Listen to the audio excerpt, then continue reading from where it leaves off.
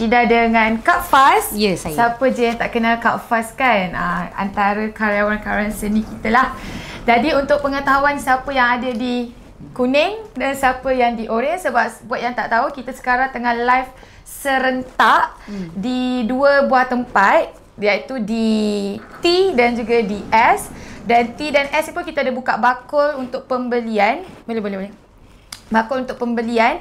Dan wah ada meja. Dan alhamdulillah semalam kita berjaya terjual 1,500 naskah selama 4 jam. Seronok, alhamdulillah. Tapi yang bestnya Kak Faz, bukan ibu je yang beli buku ni. Ada juga yang single-single. Okey. Mungkin sebab dia on nak faham. on the way nak jadi ibu. Itu ada yang bakal mak dan ada yang cakap dia nak faham isi hati mak dia. Dia kenapa mak dia asyik marah-marah, kenapa mak dia asyik nak mudi-mudi bila dia macam ada buat silap sikit. Dan juga sebenarnya suami juga elok beli. Saya boleh cakap juga live dan bakal-bakal suami. Saya boleh cakap juga dalam live untuk bakal-bakal suami, bakal ayah. Dan yang dah digelar seorang ayah, buku ni pun untuk mereka juga. Betul. Untuk faham kenapa isteri mereka bila asyik marah, mengeluh penat. Kalau penat terlintas dalam hati kan, lah jaga anak je pun, takkanlah marah-marah macam ni kan. Inilah buku untuk jawapan dijaga. dia. Saya pun cakap juga kat suami saya, baca. Walaupun tak ada pernah terlintas cakap macam tu, mana kita tahu kan. Tapi kena bacalah. Ada kat sini kata Kastri, hai Kak Faz. Hello. Okey, untuk hari ni Kak Faz kita chill-chill je Kak Faz. Alright, let's go. Kita cuba untuk tidak terlalu formal dan tidak mengeluarkan. Oh ya ke? Tak. Jangan sebut dulu. Awal dah sebut ni. Kita bagi warning lah Kak, sebab saya semalam live seorang-seorang pun saya gagal. Ya? Saya gagal. Gagal untuk menahan. Okey, faham. Seorang mak ni kan hati dia macam tisu. Fragile gitu kan. Terlalu fragile. Jadi Kak Faz dah sempat ke baca buku ni? Belum lagi. Belum sempat. Betul. Tak apa, habis. Tapi saya dah baca sedikit beberapa orang kata highlight dia lah daripada buku ni, dan saya rasa buku ni penting untuk kita faham kan. Maksudnya apatah lagi dalam dunia yang serba moden ni, lagilah orang tak nampak ibu punya peranan dan juga tanggungjawab dia. So dia sangat penting lah untuk kita beli, baca dan hadam. Betul. Sebab buku ni bila saya dah habis baca, saya dapat rasakan buku ni bukan untuk betulkan kita. Bukan nak kata ni yang salah, ni yang betul, tak. Tapi saya rasa ini macam luahan hati kita kot. Mungkin bila Kak Faz baca nanti, Kak Faz akan rasa sepatutnya nama kat sini nama Kak Faz. Sebab Kak Faz yang tulis buku ni. Sebab sama. Dia terlalu relatable lah. Terlalu relatable sangat bila baca buku ni lah. Jadi untuk topik hari ni, live kita chill-chill je korang. Tapi kalau korang nak buat pembelian, boleh dapatkan sekarang dekat bakul Kuning. Kalau dekat Kuning, dekat bakul, dekat Oranye, dekat S harga dia lain, dekat Kuning, dekat T harga dia lain. Tapi untuk setiap pembelian di mana-mana kawasan susah betul nak kena jaga ni kan, kalian masih lagi sempat untuk dapatkan bookmark. Tote bag, Masya Allah, maafkan kami, sudah sold out. So akan dapat bookmark yang cute ni. Ada juga quotes kalau mak rasa penat ke lelah ke, bolehlah pujuk hati tu untuk baca quotes ni. Okay? Alright, so untuk topik hari ni, Kak Faz bila bos saya bagi kat saya kan, saya macam ini memang betul-betul main emosi saya 1-2 hari ni tau. So tajuk dia adalah tak mudah tapi indah, menjadi ibu adalah peluang. Boleh saya tahu Kak Faz dah mempunyai berapa orang anak dan sudah berapa lama bergelar menjadi seorang ibu? Okey, saya mempunyai seorang anak. Sama kita. Kita ada seorang anak perempuan. Sama. Aduh, okey. Anak perempuan saya namanya Kesumahati. Saya bergelar ibu pada tahun 2021. Maksudnya Kesumahati sudah berusia 3 tahun.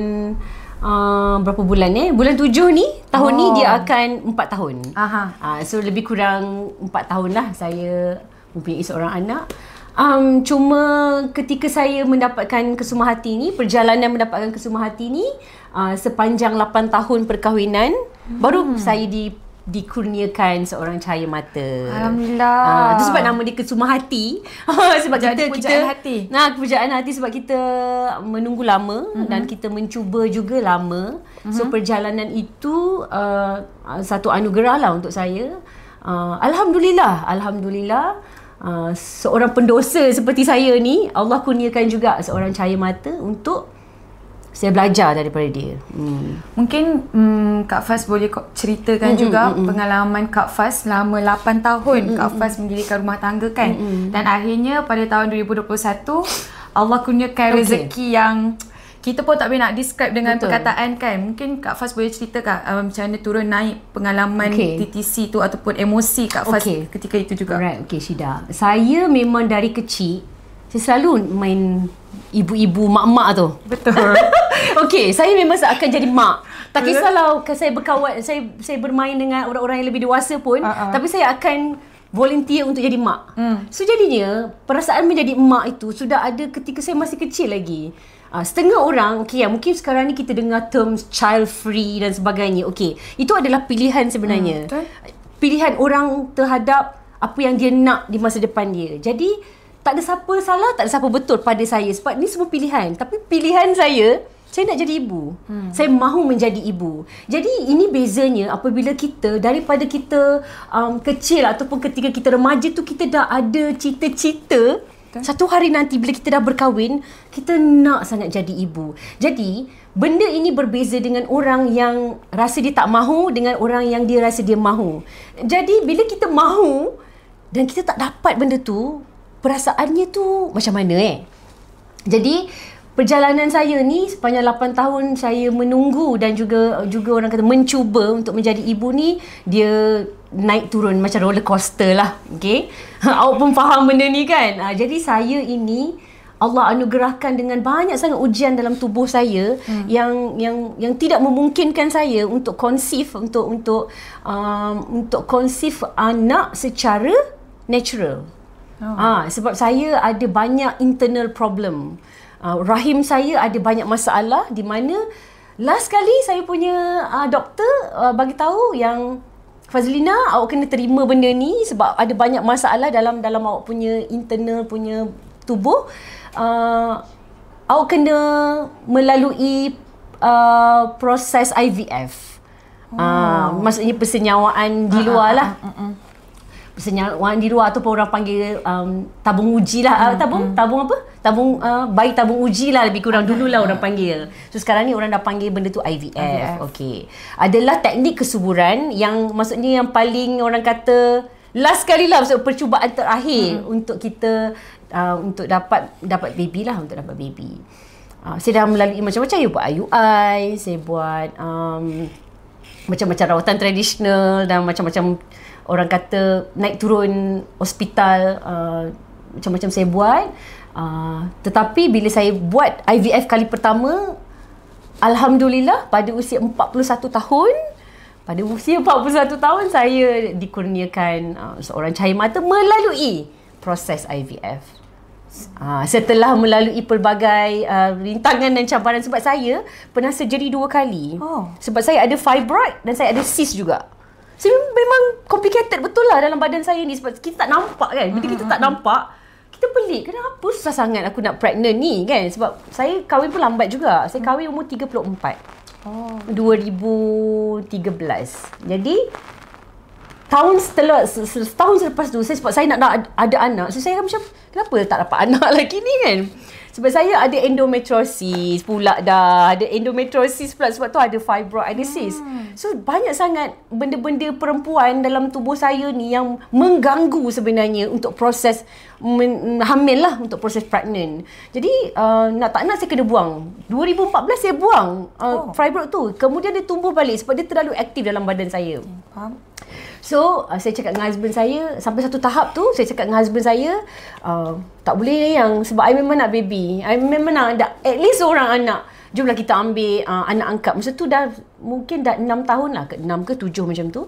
Husband saya cakap, tak, kita cuba lagi, dia kata. Masa tu umur saya dah dekat 40. Saya macam, cuba apa lagi ni? Macam tak ada orang kata tak nampak cahaya masa tu.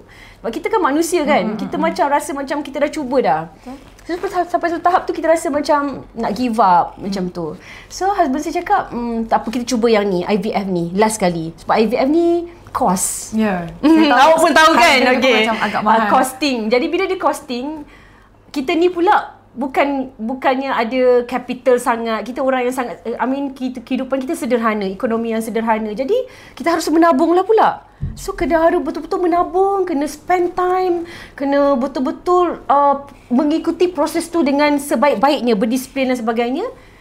Alhamdulillah, akhirnya pada tahun 2021 Allah beri juga orang kata nikmat tu merasa menjadi ibu. Dan ketika saya mendapat result tu kan, sebab 2 minggu kan selepas kita dah tanam embrio ke dalam rahim kita, 2 minggu kita tahu result dia. Saya ni mengada, saya nak pergi check pula benda tu. Saya sebenarnya doktor kata jangan check, kena check darah baru benda tu sahih. Saya tak boleh guna urine lah. Jangan tak digalakkan sebab takut benda tu result tu belum pasti. Aku pergi cuba pula dah. Mengada kan. Tak sabar. Pergi cuba. Lepas tu tak negatif. Positif lah. Negatif. Meraung lah saya. Lepas tu orang kat pejabat klinik tu call, cakap macam saya macam dah sedih lah ni, memang dah sebab problem saya cuma ada 2 telur je. Doktor masukkan 2 telur. Tak simpan satu. Tak ada. Okay. Jadi kalau saya nak kena buat balik, saya kena buat balik all over again. Kos yang baru. Exactly, from the top.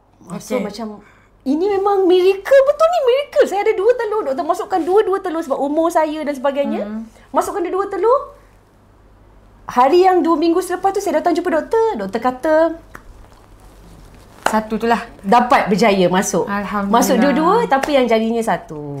Yang ni saya nak tanya Kak Faz lah. Bila doktor bagi tahu salah satu telur tu berjaya kan. Apa perasaan waktu tu? Sebab penantian sangat panjang kan. Dia macam ni. IVF ni sebab dia memang betul-betul kejutan kan. Dia macam bila dia dah masuk, 2 minggu saja awak akan dapat tahu result dia. Sebab di embrio tu kita dah macam dia dah besar juga tau. Dia dah beberapa minggu kat dalam tu. Bila dicantumkan sperm dengan ovum tu, dia technical sikit kan benda ni. Bila dicantumkan, dia dah jadi embrio. Embrio tu dah membentuk dah. So dia masuk ke dalam badan kita, dia dah macam lebih kurang 3-4 minggu macam tu. So bila dia masuk, kalau benda tu betul-betul grow, dia membesar, 2 minggu awak akan tahu result dia. So bila doktor bagi tahu, doktor tunjuk kat saya, Fazlina, ni jumlah darah yang ni lah. Lepas tu saya cakap, maksudnya doktor? Naik dalam peluru apa ni? Okay. Maksudnya doktor 90 macam tu lah. Saya tak faham kan. Tapi saya tu lah orang kata insting ibu ni kan. Saya rasa sehari sebelum tu saya cakap dengan husband saya kan. Kalau ada rezeki kita ni kan memang apa orang kata, memang Allah nak bagi kita satu rezeki yang memang miracle lah. So bila saya masuk ke dalam bilik doktor tu, doktor cakap, Tania, kata penantian awak dah berakhir. Kata awak ni, masa tu husband saya cakap dia. Husband saya cakap kan, jangan nangis dia kata. Dia kata jangan nangis tau. You janji tau, jangan nangis dia kata. Sebab ni bilik doktor dia kata tau, jangan nangis. Lepas tu saya macam, betul ke doktor? Macam betul ke doktor? Ni betul. So saya macam, ya Allah, ya Alhamdulillah. Macam sujud syukur tau dekat situ. Tapi macam, okay, ingat husband saya cakap tadi, jangan nangis. Relax, jangan nangis. Nanti macam, teringat tu lah ni. Okay, lepas tu, husband saya cakap, apa saya buat macam ni kan. Okay, relax. Sudah tu, husband saya pegang tangan saya. Saya cakap, thank you doktor, apa semua ni. Saya keluar, masuk dalam kereta, tutup pintu. Terus kita dua orang nangis. Memang pecah dalam kereta tu. Saya ingat lagi momen tu. Kita tak ambil gambar, tak ambil apa. Sebab saya rasa macam momen tu hanya saya, Allah dengan husband saya, dengan baby yang ada kat dalam rahim saya. Saya cakap dengan husband saya, satu benda yang saya ingat sampai bila-bila lah. Saya cakap dengan dia, ya Allah yang kita ni banyak sangat dosa. Kita ni pendosa, tapi Allah bagi juga kita rezeki untuk dapat rasa nikmat ni memang pecah lah dalam kereta tu. Lepas tu kita orang jalan keluar pergi makan. Konon nak raikan makan tu, tapi dua-dua tak lalu nak makan. Minum je teh Cina. Macam okey, kita dah kena jaga sekarang ni. Kena makan berkhasiat semua kan. Itulah dia, momen dia. Mana tisu? Dengan saya. Okey, itulah dia. Sebab saya rasa macam all the way perjalanan yang kita lalui ni kan, saya rasa macam Allah pemudahkan Syida. Allah pemudahkan. Dia macam kita ni, ya Allah, nak kata kita terlalu berusaha sangat pun saya rasa macam ramai lagi orang yang berusaha lebih dahsyat daripada saya. Sanggup orang kata melakukan banyak benda, habis duit orang kata beribu-ribu habis duit. Kawan saya 3 kali buat Syida. 3 kali tak dapat. Sampai akhirnya diorang ambil anak angkat. So saya fikir saya buat sekali dan telur saya cuma ada 2 sahaja yang dimasukkan ke dalam rahim saya dan benda tu menjadi. Ya Allah, saya rasa macam itulah saya akhirnya saya bagi sentiasa bagi tahu pada diri saya yang anak ni dia bukan kurniaan. Kurniaan memang kurniaan, tapi paling besar sekali dia adalah ujian. Itulah yang saya selalu rasa macam kau kena jaga betul-betul ni. Baik-baik ni sebab ni amanah Allah bagi kat kau. Amanah, tak semua orang dapat nikmat ni. Itulah dia. Maaf sorry. Korang okey kan? Okey, macam Kak Faz panggil anak Kak Faz Kesuma ke Hati? Hati. Sangat pujaan hati kan? Sebab masa kita dah macam dah besar sikit, dah 6 month macam tu, husband saya cakap kita panggil dia baby Hat lah, sebab dia macam betul-betul close kepada hati kita, hati paling dekat dengan kita.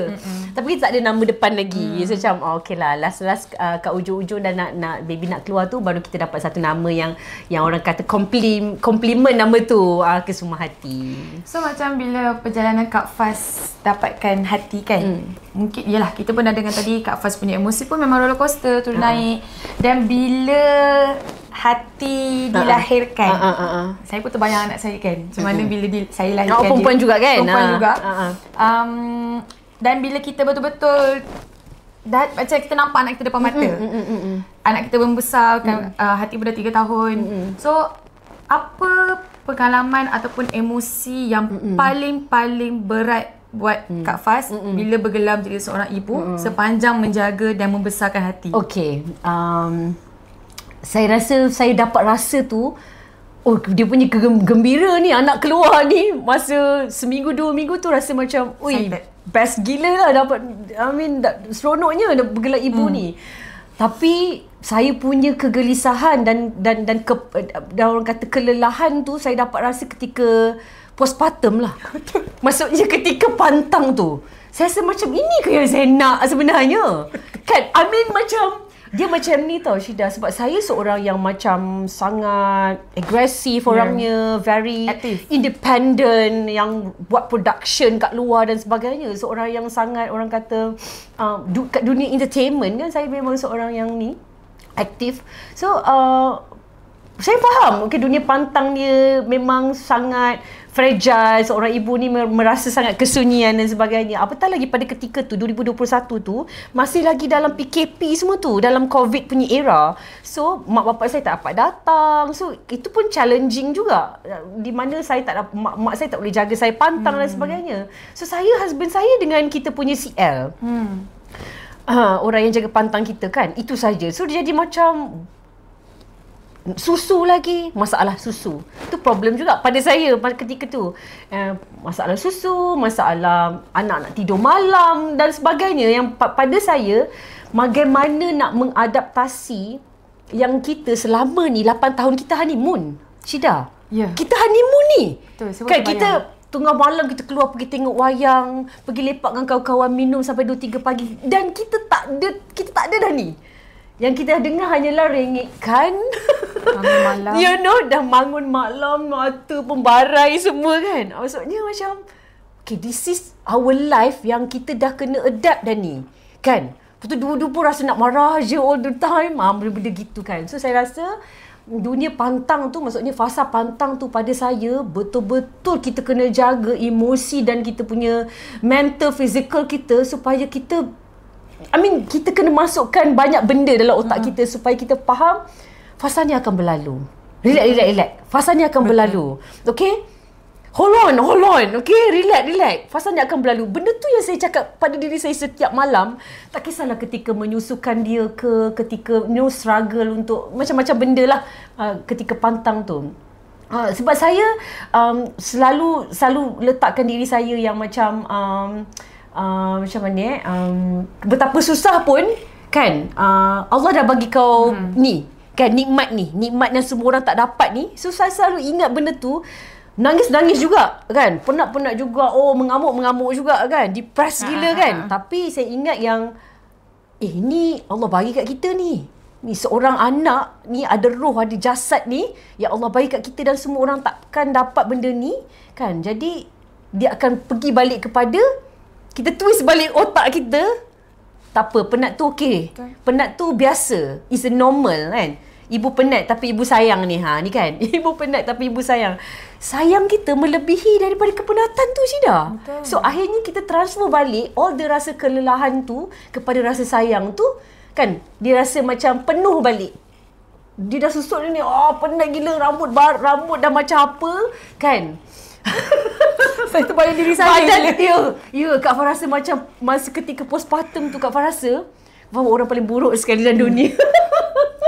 Saya pun rasa saya kita ni kan suka melawak. So bila dalam situasi pantang tu, ya Allah, dengan rambut merebangnya, dengan bau susunya kat badan, kau rasa macam ya Allah, bila fasa ni nak berakhir kan. Tapi itulah benda-benda yang kita dapat, orang kata kita rindukan lah. Pada sekarang ni kita dah rindulah benda tu. Tapi tak ada rindu sangat. Dia macam dia nak flash, nak patah balik tu. Macam penat gila kan masa tu, rasa macam itulah cukuplah seorang. Cukuplah seorang. Sebab tu saya cakap tadi kan Kak Faz kan, bila Kak Faz baca sampai habis, Kak Faz akan rasa Kak Faz nak tukar nama dah jadi nama sendiri. Sebab dalam buku ni juga Bonda ada cakap tentang melawan postpartum. I see. So bila saya baca buku ni, saya memang rasa macam yelah, bila berpantang tu saya pun fasa struggling saya waktu jadi seorang ibu. Yang tak boleh saya lupakan adalah fasa berpantang dengan fasa menyusukan anak. Oh ya, samalah kita. Saya rasa macam bila menjadi seorang ibu yang bekerja tapi perlu menyusu, itu yang paling susah. Exactly. Kita nak bagi yang terbaik, tapi dalam masa kita penat. So bila saya baca buku ni, dulu saya pernah cakap nak stop lah, tak payahlah kan. Tak payahlah, tak larat. Tapi bila saya baca buku ni, saya rasa macam saya adalah ibu yang normal rupanya. Rupanya semua ibu melalui benda yang sama. Semua ibu, saya rasa penat tu adalah penat yang Allah suka kan. Penat kita penat ni pahala yang berganda lah. Pahala yang berganda. Jadi sebab tu saya cakap untuk para ibu yang kat luar sana yang nak tahu, yang nak faham isi hati ataupun nak validate perasaan sendiri, yang korang bukan ibu yang gagal, bukan ibu yang tak bagi yang terbaik lagi. Sebenarnya tak, korang bukan ibu yang gagal, tapi korang adalah ibu yang sedang berusaha tapi tengah penat. Jadi untuk dapat solution tersebut, dia bukan solution lah saya rasa dalam buku ni, tapi dia adalah untuk perlukan kita juga. Dia perlukan dari jauh lah. Dia mendamaikan kita lah. Dia mendamaikan kita yang apa yang kita buat selama ni adalah betul. Cumanya kita perlu cari cara yang tepat untuk tenangkan hati kita juga. Dan okey untuk mengaku yang kita penat. Dan validate perasaan itu kan. Bagi tahu yang memang kita penat. So kita ada support system. Contohnya husband kita kan, yang kita nak me time kejap. Hari ni I tak nak buat apa-apa yang berkenaan anak because I want my me time contohnya. So okey, pergi je lah. Kan? So kita kena, orang kata, check and balance balik lah, bahawa kita tak nak kehilangan diri kita as a manusia tu. Kita nak kekal diri kita jadi Fazlina yang berkerjaya, Fazlina yang orang ingat sebagai karyawan seni. In the same time, kita nak juga title ibu yang sentiasa ada jadi mahkota kita. Dan kita tak pernah tinggalkan benda tu pun. Cuma kita tak nak juga kehilangan diri kita. Sebab dalam buku ni juga Bonda dia cakap, kita sebagai seorang ibu, dan saya pun baru realize, saya ada borak juga dengan saya punya klik. kita kena beritahu suami kita. Kalau suami kita tak tahu pun. Sebab bila suami tak tahu, sebenarnya dia rasa kita kuat. Exactly. Dia rasa kita boleh buat everything. Kita kan superhero. Superhero untuk di mata anak-anak. Tapi bila kita penat, we have to let them know lah. Communicate. Dan cakap pasal me time tadi. Okay. Saya mungkin adalah ibu yang menghargai dan meraihkan me time tersebut. Okay. Saya pernah dah dapat pun keizinan untuk me time. Jadi macam Kak Faz sendirilah. When the first time you minta me time daripada seorang suami, saya rasa suami Kak Faz akan benarkan je sebab kan. Tapi macam mana dengan stigma orang sekeliling Kak Faz ataupun Kak Faz sendiri pernah tak terfikir layak ke untuk aku me time? Tergamaknya aku nak tinggalkan anak aku. Ada tak Kak Faz terfikir macam tu tentang me time seorang ibu? Saya, kita bercakap pasal stigma kan. Kalau bercakap pasal stigma ni, semua orang akan ada dia punya judgmental tu tetap ada kat semua orang. Okay. Apatah lagi kita hidup dalam dunia media sosial ni. Kalau kita letak sikit gambar kita tengah mengopi, kita pun tulis me time hari ni kan. Anak dekat sekolah me time. Contohnya kan. Saya punya pandangan, saya meraihkan benda tu. Saya tak rasa, saya rasa you as a mom, you kena embrace moment tu pada saya kan. Ambil lah seberapa banyak me time yang you nak buat. Because of, kita tahu betapa sukarnya menjadi ibu. Tetapi kepada orang yang tak tahu tu, saya biarkan je. Sebab saya rasa tak perlu kita sebagai orang, sebagai ibu, kita perlu bagi tahu kat dia. Maksudnya kita perlu bagi tahu, kita perlu justify. Bagi saya tak perlu. Kita tak perlu nak letakkan justification kerana kita perlukan benda tu. Cukup husband kita tahu, anak kita pun faham benda tu. Because saya rasa macam mana kita nak layan anak kita kalau kita tak happy? Kalau kita tak bahagia dengan apa yang kita jalani seharian, macam mana kita nak anak kita happy kan? Orang kata happy mom, happy child. So kita kena sentiasa jadi gembira dulu, barulah anak kita akan happy. Jadi kalau kita depressed, kita tak dapat melakukan benda-benda yang kita nak buat. Macam saya perlu tengok teater contohnya kan. Seminggu sekali saya kena pergi tengok teater contohnya. Sebab ini cara saya menjadi diri saya balik kan. Kemudian balik rumah bersama dia, melakukan benda-benda rutin yang sama bersama dia. Jadi kalau orang, pandangan orang saya tak pernah ambil peduli. Saya rasa stigma ini ya betul, kita kena educate. That's why kita ada buku-buku macam ni, kita ada bengkel, dan kita juga ada orang kata iklan-iklan di mana kita nak bagi tahu yang betapa pentingnya seorang ibu mendapat masa berkualitinya sendiri. Dan ini sebenarnya memainkan peranan penting adalah itulah support system kita kan. Suami kita terutamanya. Dan orang sekeliling pada saya tak penting. Sebab orang sekeliling dia boleh pandai judge je kan. Tapi yang penting ialah kita faham dan kita melakukan tu atas dasar untuk diri kita tu. Itu paling penting pada saya. Sebab belakang kamera 3 orang mak ni. Oh, okey. 3 orang dah bakal mak ni. Bakal dah jadi mak dah pun. Okey. Dan bila adanya hati dalam hidup Kak Faz, semuanya berubah 360 darjah. Ya. Jadi saya pun ada juga fasa saya ada rasa give up dan ada juga fasa di mana saya jumpa satu kekuatan untuk saya bangkit balik untuk jadi ibu yang lebih baiklah. Jadi ada tak memori momen Kak Faz sendiri rasa give up jadi seorang mak, dan ada juga kekuatan yang buatkan Kak Faz buang semua negatif minds tu. Itulah, bila kita penat ni kan, bila kita penat, badan kita penat, otak kita penat, kita ada tendensi untuk marah dia. Kita ada tendensi untuk ignore perasaan dia, ataupun kita rasa macam tak nak layan dia lah, benda-benda macam tu, kurang memberikan perhatian sebab kita penat. Betul. Kita penat kan. Tapi macam mana kita sebagai seorang ibu, kita balance balik untuk kita sedar bahawa yang pada umur dia, yang pada ketika umur dia yang macam ni lah, waktu dia kecil ni lah, yang dia ada kita je. Betul. Kita ada benda-benda lain. Kita ada kawan, kita ada bos kita, ataupun kita ada saudara mara kita yang kita boleh berbincang dan sebagainya. Tapi anak kita, dia ada kita je. Dia ada kita dengan suami kita. Untuk dia share everything. Dia bestie kita lah. Kan? Dia bestie kita. Jadi tumpuan dunia dia bersama kita. Yeah. Jadi Saya selalu ingatkan benda tu tau dekat diri saya. Kalau saya contohnya saya pergi outstation kan, 7 hari saya pergi outstation kan, saya rasa ralat tau. Saya pergi outstation tu lama sangat, 7 hari kan. Tapi saya fikir balik, ibu keluar, ibu bekerja. Satu, nombor 2, ibu cari rezeki. Nombor 3 ialah satu hari nanti hati nampak ibu bekerja tu.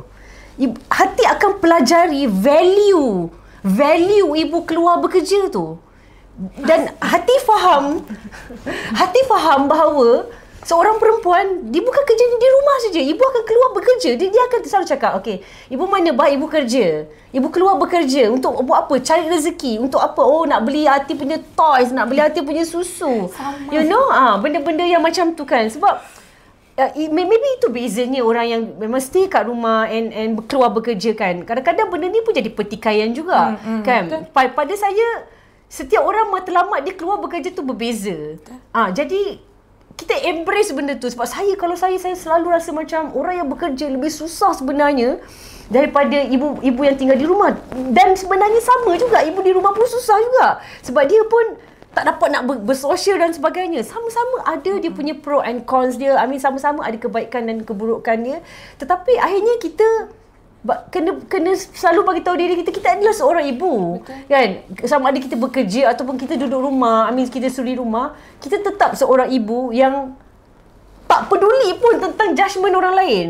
Sebab anak kita seorang je yang tengok kita sebenarnya. Sekarang ni anak kita yang perhatikan tingkah laku kita, apa yang keluar daripada mulut kita dan cara kita menangani sikap dan kehidupan kita kan. Jadi besar tu tanggungjawab dia, Syida. Besar ni kepada budak kecil ni.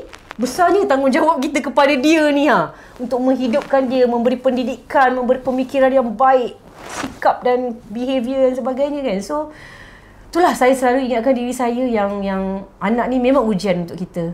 So kalau misalnya saya marah dia, contohlah dalam momen-momen yang kita penat kan, tak boleh nak kontrol emosi. Kita balik dia macam ibu kan, kita tak boleh nak kontrol emosi. Kadang kita naik suara kita ataupun kita bergaduh dengan husband kita depan dia. Dia absorb tau benda tu. Saya always ingatkan diri saya balik yang macam anak absorb apa yang kita buat, apa yang kita cakap. Sekarang pun kita boleh nampak kan. Macam orang pun cakap, Faz, dia cakap macam kau cakap tanpa kita sedar. Kan? Dia jadi mini you punya mini you kan, mini me. So macam bahaya ni. Sebab kadang-kadang kita tak sedar apa yang kita cakap, apa yang kita fikir, apa yang kita ni yang kita buat tu, kita buat seharian tu, anak memerhatikan Syida. Betul. Role model dia, kita jadi role model kepada dia. Kita nak jadi role model yang macam mana tu? Saya dalam dunia yang serba moden semua ni, gadget dan sebagainya, saya takut membesarkan anak saya. Saya lebih kepada takut daripada saya terlalu happy, ada anak dan sebagainya. Ketika saya mengalami, dalam proses kehamilan saya tu, sebab saya kan macam doktor letakkan di bawah risiko tinggi lah. Berisiko kan. Sebab saya ada GDM lah apa. Sebab banyak problem saya dalam badan saya. Sepanjang saya melalui pregnancy tu, saya lebih kepada nervous berbanding kepada excited. So kalau beli barang, saya tak beli sangat tau. Sebab saya risau selagi dia tak keluar. Saya akan menghadapi pelbagai benda, yang saya tak tahu. Saya tak tahu apa akan jadi. Begitu juga bila dia dah keluar. Sekarang dia dah masuk play school. Ketakutan juga. Apa yang jadi kat sana? 8 jam dia kat sana, dekat sekolah dan sebagainya, belajar apa semua. Dengan kawan-kawan. Kita macam mana pula? Kita kat kita bekerja dan sebagainya. So, satu jenis ketakutan lagi. Membesar sikit lagi dah pergi sekolah pula. So, benda-benda yang saya rasa ongoing yang kita kena hadapi sebagai seorang ibu. Dan macam mana kita nak menjadi ibu yang fit lah kepada diri kita dan kepada anak kita. Saya pun pernah tengok Hati juga dekat akak punya social media. Nampaklah dia seorang yang sangat cheeky girl kan. Jadi sepanjang 3 tahun Hati bersama Kak Faz, apa momen ataupun dialog yang Hati pernah cakap dekat Kak Faz yang buat Kak Faz kata, aku memang bersyukur je seorang mak. Memang kepenatan, keperitan, sakit melahirkan, sakit melalui fasa IVF itu sangat berbaloi. Saya hampir dah lupa lah. Maksudnya saya ingat momen saya buat IVF dan morning sickness saya memang sangat teruk kan. Memang 3 bulan straight memang muntah kau-kaunya. So fasa pregnancy tu pada saya orang kata nak growkan dia, nak bagi dia membesar dalam tubuh badan kita kan. Saya kepenatan tu, postpartum tu, bila orang tanya baru saya rasa saya ingatkan balik benda tu. Tapi bila dalam kehidupan seharian ni, saya ketika memandang dia, saya rasa macam segala benda baik-baik tu ada pada dia. Maksudnya apa yang Allah dah ciptakan pada dia, dari segi rupanya, dari segi kepetahan dia, dari segi cara dia berfikir tu, pada saya satu kurniaan yang memang orang kata di luar jangkaan, di luar saya punya expectation kan. Saya kalau tanya saya, hati dia seseorang yang sangat empathy. Maksud empathy ialah dia begitu sensitif dengan apa yang dia dengar, apa yang dia lihat kan.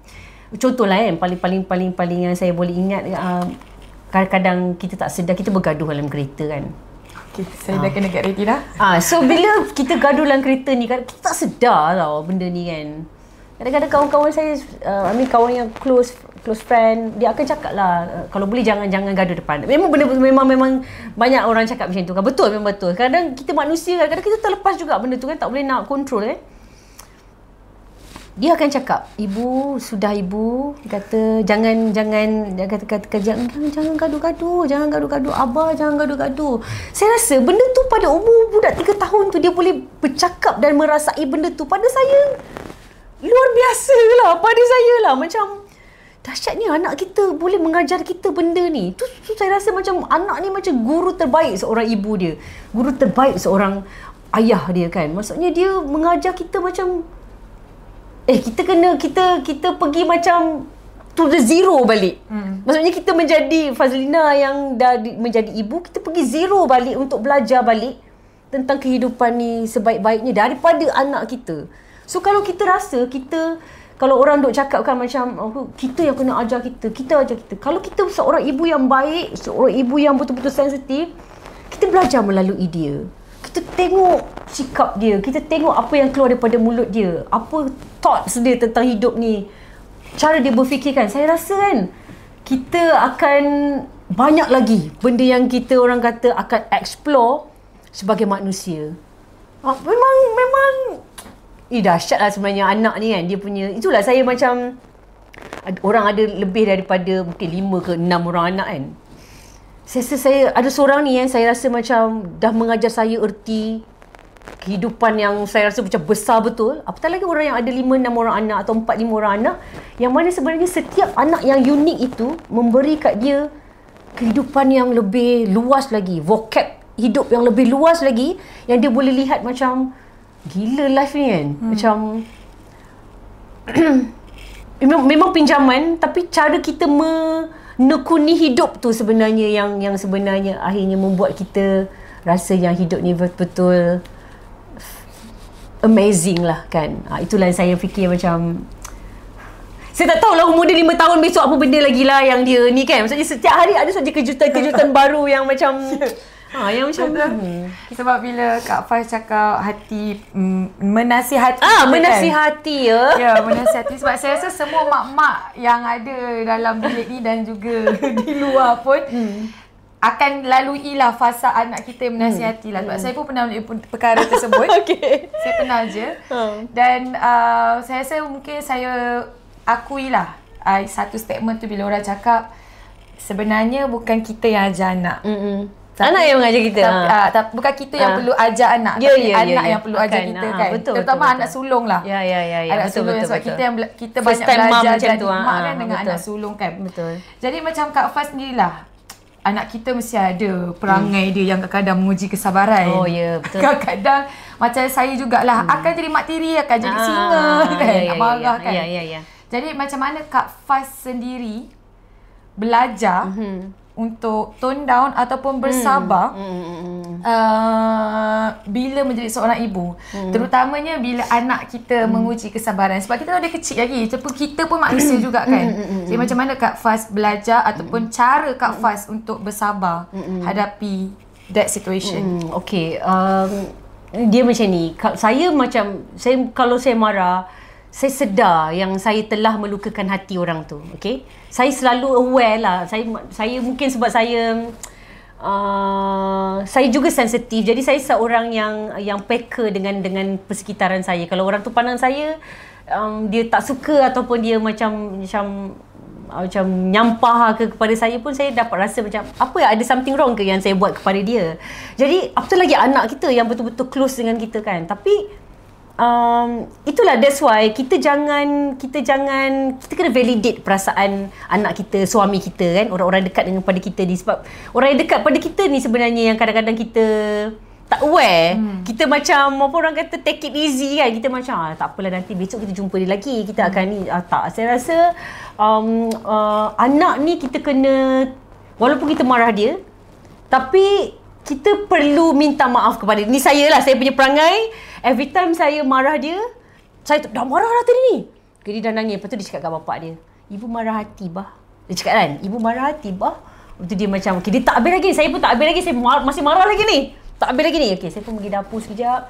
Tapi saya sedar, saya aware. Okay, kita tak habis lagi ni. Saya pergi kat dia, okay dah. Hati come. Sebab hati punya perangai dia, selagi kita tak minta maaf kepada dia ataupun dia tak minta maaf kepada kita, dia tak anggap benda tu selesai. Sama. Jadi saya akan pergi kepada dia, saya akan cakap dengan dia, okay hati, ibu minta maaf tadi ibu sorry hati. Okay. Baru dia akan okay, total okay. Jadi kat sini yang saya selalu ingatkan diri saya ialah it's okay untuk communicate dengan anak kita seolah-olah kita bercakap seperti orang dewasa. Macam kita kena layan dia macam orang dewasa yang ada perasaan, ada fikiran kan. Dan bagi tahu kat dia benda yang kita buat, kita pun manusia biasa yang buat salah juga. Cakap ibu minta maaf tadi, ibu say sorry kepada hati-hati sebab ibu tadi tengking hati ataupun ibu marah sikit hati tadi kan, ibu minta maaf. Anak akan memudah memaafkan kan. Dah besar besok mungkin dia akan rebel dan sebagainya. Tapi pada umur dia sekarang ni, dia tak kenal pun erti marah tu. Betul. Jadi kita lah ni orang dewasa yang sepatutnya kontrol benda tu. Dan kita jugalah yang kena sedar bahawa tak guna pun marah-marah kan. Itu kan anak kita ni kan. Lambat laun kita akan, dia nak makan, kita nak bagi makan juga. Dia nak mandi, kita nak mandi, nak tidur dan sebagainya. So pada saya tak boleh lepas daripada rasa penat tu, ataupun kita tak boleh lepas rasa macam nak marah tu. Tetapi sebagai manusia dan sebagai seorang ibu, pada saya kita ni telah diberi satu orang kata kuasa yang luar biasa. Kuasa kita ada iaitu kita memang akan melindungi dia. Kita belajar untuk melindungi dia. So bila kita melindungi dia tu, segala perasaan marah, kepenatan apa semua tu dia akan mencairlah, dia akan melebur kerana kita tahu kita sayang dia. Kita sayang dia. So tak gunalah kita nak marah berlarutan apa semua kan. Dia takkan jadi macam tu sebab akhirnya kita faham bahawa say sorry, kita say sorry, dia say sorry, dah benda tu akan dan saya rasa macam bertuah. Sebab itulah, maybe sebab saya sendiri ada sensitivity tu kan. Jadi mungkin dia jatuh juga kepada hati. Jadi hati pun dia ada juga sensitivity tu kan. Jadi kita sama-sama yang macam okay, ibu minta maaf. Okay, hati pun kena minta maaf. Kalau hati buat salah pun hati kena minta maaf. Benda-benda yang macam tu lah. Saya rasa dia punya mungkin key dia, mungkin kunci dia ialah you always can talk kan. Kita always boleh bercakap kan benda ni kan. Kalau kita tak bercakap tu yang saya rasa problem. Macam tu juga kalau kita nak me time ke, kita nak apa-apa daripada suami kita pun, saya rasa komunikasi lah. Itulah kuncinya. Kunci kepada rumah tangga, kunci kepada kebahagiaan kesihatan anak dan sebagainya lah. Yes, sebab tu dalam buku ni pun Kak Faz, Bonda dia cakap tentang marah. Bonda siap bandingkan, bezakan. Nak minum air dulu? Oh, ni saya minum air. Bonda dia cakap perbezaan marah biasa dan baran yang melukai. So bezanya adalah bila kita marah anak, marah biasa, membebel macam itu adalah benda biasa jadi seorang mak kan. Bebelan itu ataupun marah yang boleh mencederakan anak sama ada hati ataupun fizikal. Okey. Dan bagusnya saya terus macam ingat 5 syarat sebelum marah yang Bonda kongsikan. Mungkin ini yang dia buat lah kepada 7 orang anak dia. Oh, okey. Di mana buang semua red flag. saya tak pasti sebab Red saya flags, mungkin apa yang mungkin pernah menyesal. Kalau aku tak jadi seorang mak, aku takkan lalui marah-marah ni macam tu. So bonda kata buang semua fikiran-fikiran seperti itu. Baling barang.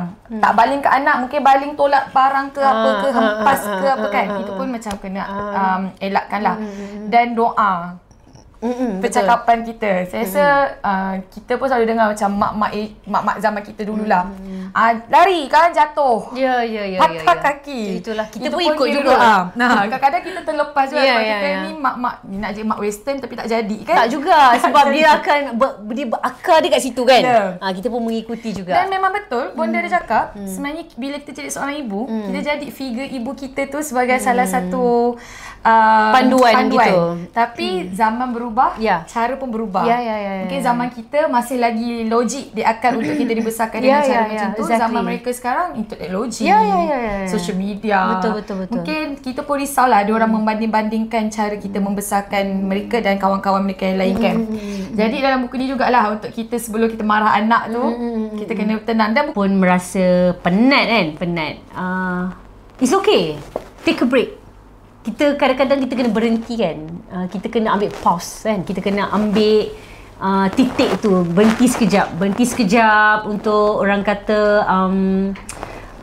take a break, cari me time, cari benda-benda yang kita nak buat untuk kesenangan kita, untuk kebahagiaan kita. Sebab kadang-kadang bila kita menjadi ibu ni, kita lebih 100% kita bagi kepada orang. Kita lebih kepada nak satisfy kan perasaan anak kita. Kita nak memenuhi keperluan dia sehingga kita kehilangan diri kita sendiri. Pada saya bila kita kehilangan diri kita tu, kita akan menjadi manusia yang depressed, kita akan menjadi manusia yang makan hati, yang tawar dengan banyak benda. Itu benda yang sepatutnya anak kita tak tengok benda tu. Sisi kita yang itu. Jadi memang betul kita tak terlepas untuk menunjukkan benda-benda yang maksudnya negatif, apa orang kata sisi-sisi emosi yang tak baik tu anak kita akan nampak juga. Tetapi bila kita melengkapkan hidup kita dengan benda-benda yang bahagia, contohnya kita suka membaca buku, contohnya kan kita baca buku, tengok filem, tengok teater ataupun pergi grocery, itu benda-benda yang terapi buat kita. Kena cari benda tu, balancekan dia supaya kita bahagia dan kita juga boleh membahagiakan anak kita dalam ketika waktu kita merasa happy. Itu penting pada saya. Wah, best. Best. So thank you Kak Faz untuk 1 jam ini. Mungkin nanti bila Kak Faz dah habis baca, ibu penat tapi ibu saya ni Kak Faz boleh share lah. Boleh. Betul ke Syida cakap macam kita yang tuliskan buku ni kan? Dan untuk yang belum dapatkan lagi, boleh dapatkan sekarang dekat Kuning, oren. Kuning dah oren sebab kita still ada on cam flash sale ini dalam masa 5 minit sahaja lagi. Dan Syida boleh kongsikan juga apa topik yang bonda kongsikan dalam buku ini adalah bila tentang turun naiknya emosi seorang ibu. Penat lah, kita cakap pasal penat seorang ibu itu. Dan apakah 5 penat yang buatkan ibu ni rasa penat dia tak akan berhenti ataupun tak henti-henti. Salah ke nak me time, selfish ke me time itu. Dan bila kita hilang identiti, bila kita jadi seorang ibu, perlu ke kita hilang identiti tersebut? Dan kita perlu jadi ibu yang berusaha, jadi ibu yang versi kita, bukan versi orang lain. So boleh dapatkan sekarang sebab siapa yang beli dekat di tempat Iman ataupun dekat Kuning, dekat Oren, kalian masih lagi berpeluang untuk dapat kita punya Polaroid bookmark. Sebab apa yang saya dimaklumkan, bookmark punya edisi tinggal kurang daripada 300 unit sahaja lagi. 300 unit sahaja lagi. Tote bag sold out. Dah selesai, dah habis, tiada lagi restock, memang tak ada. Cuma bookmark sahaja kita akan beri kepada lagi 300 unit. So siapa yang nak dapatkan boleh dapatkan sekarang. Kita akan post out secara berperingkat bermula pada hari ini. InsyaAllah lah esok lusa, senang cerita by this week, siapa beli hari ni akan dapat by this week. Okay? So, terima kasih Kak Faz untuk sama-sama. 1 jam. Mungkin nanti kita akan buat lagi sesi ni di tempat lain. InsyaAllah. Platform-platform lain juga. Betul. Boleh InsyaAllah. Okey. Yes, kita pergi putus kata nanti boleh bincang. So thank you everyone. Syida jumpa korang lagi untuk sesi live yang seterusnya. Terima kasih. Assalamualaikum dan selamat makan tengah.